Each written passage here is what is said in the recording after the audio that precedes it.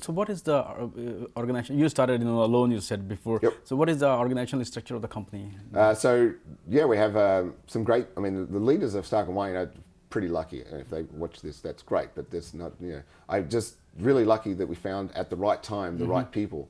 So from, Brian, the COO who runs daily operations, and if you ever have interactions with Stark and Wayne commercially, you'll have met Brian, to Wayne, the CTO, and the rest of the delivery organization. We're becoming a pretty good consultancy in terms of becoming, consultants who either work remotely or have to go and do the song and dance and live in front of the customer. That is part of the trick, because we started as a technology focused, we like finding out how this works and then making it work for others.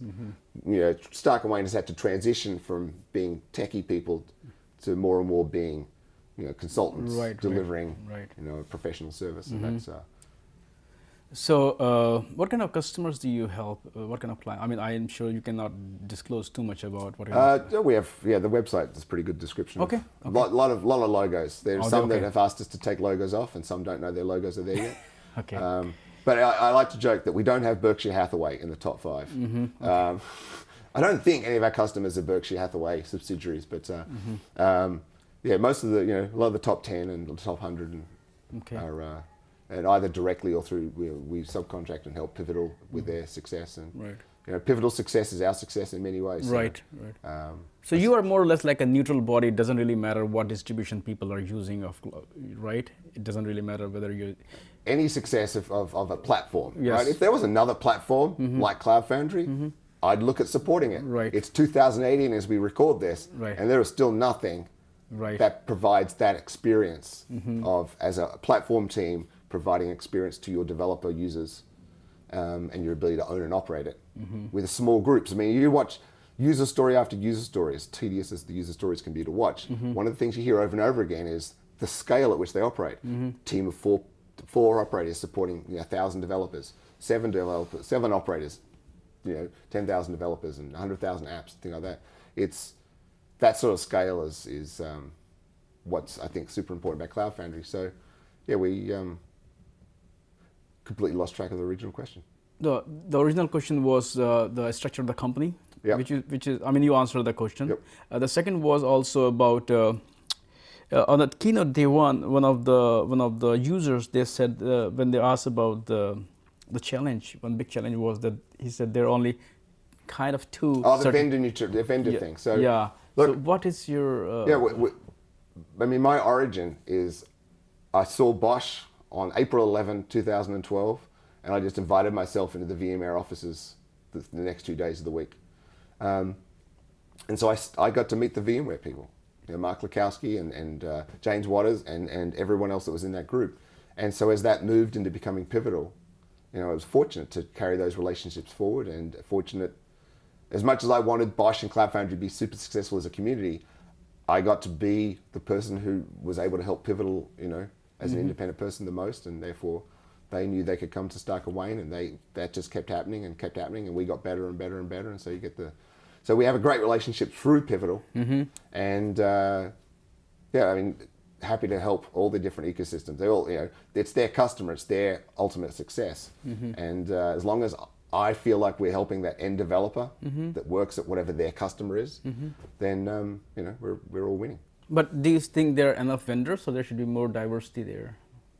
I don't know if you want to touch that question. Yes, I would like, for all the foundation members that we have, their contribution is not proportionally equal to Cloud Foundry.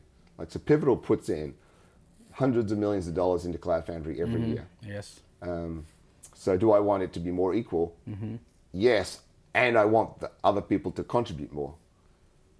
Instead of just saying, all right, we'll take Cloud Foundry and try to sell it. Right.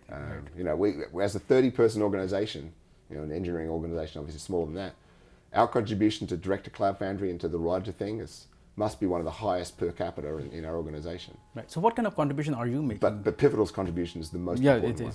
So sometimes people actually look at Cloud Foundry as Pivotal's, but it's They open. they do a good Exactly. job of trying to get people's attention to that. Yeah. Their IPO is on the same day as CF Summit. Like, right. All the pivotal people just left to go to New York. Exactly, and at the same time, it's open source, so meritocracy works. If you want to influence a project, put in more effort, and that's how it works. Well, one of the things, I mean, this is one of the, in the early days, I had some clashes as Pivotal sort of took over from VMware, because to me it was an open source project, but to them it's a product that is open source, and that eventually I learned that, and I got to understand that, and so it's driven as a product company that is both open source, and they've learned to be open. So one of the great things about this as a product, if you buy Microsoft Windows, you have no visibility into how they make Windows. Right. I pick that as like the ultimate proprietary software, right? Even though I think it's been hacked and people can see it. But whereas if you get into the Cloud Foundry business and use it and pay for it, whether you pay Pivotal or not, pay anyone, I can walk you through how it's made. Exactly. I can introduce you to the PMs that own it and operate it, each of the parts. I can tell you the history of who's moved around so that you can get a better feel for why it gets built the way it gets built. The way that Pivotal pairs, right? So they rotate stuff, they'll have anchors, so there is some engineering leadership continuity, but a lot of the people that work on each project do move from project to project, which facilitates sharing of ideas, populating, so good ideas got populated faster, and they've, over time, 2013 was a bit weak, but 2014 onwards, they've gotten really good at bringing in pull requests. Even though their head's down on the task at hand, they still have a way of being interrupted to bring in pull requests to work with.